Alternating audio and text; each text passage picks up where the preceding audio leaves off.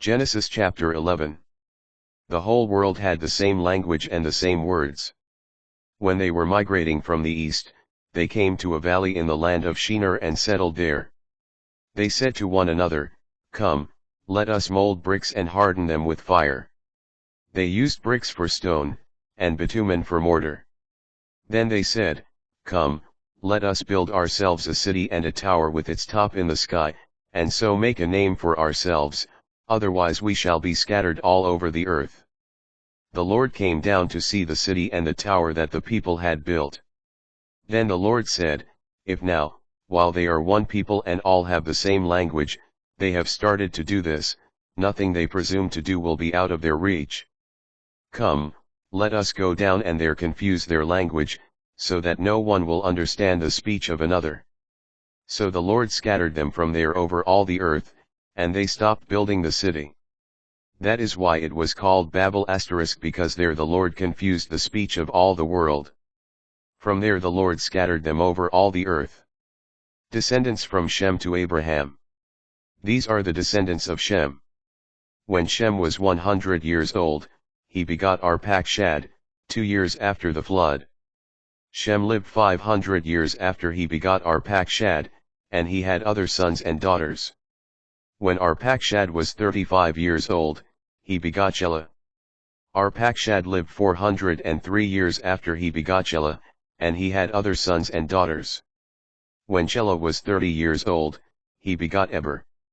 Shelah lived 403 years after he begot Eber, and he had other sons and daughters. When Eber was 34 years old, he begot Peleg.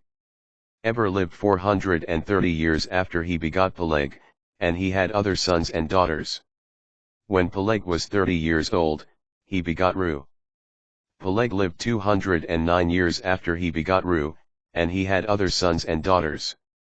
When Reu was 32 years old, he begot Serug. Reu lived 207 years after he begot Serug, and he had other sons and daughters. When Serug was 30 years old, he begot Nahor. Serug lived 200 years after he begot Nahor, and he had other sons and daughters. When Nahor was 29 years old, he begot Terah. Nahor lived 119 years after he begot Terah, and he had other sons and daughters. When Terah was 70 years old, he begot Abram * Nahor and Haran. To the story of the ancestors of Israel. Terah. These are the descendants of Terah.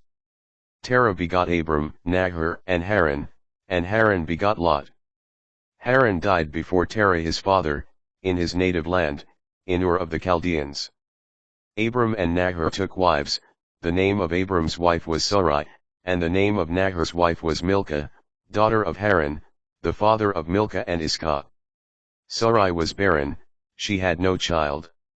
Terah took his son Abram, his grandson Lot, son of Haran, and his daughter-in-law Sarai, the wife of his son Abram, and brought them out of Ur of the Chaldeans, to go to the land of Canaan. But when they reached Haran, they settled there. The lifetime of Terah was 205 years, then Terah died in Haran.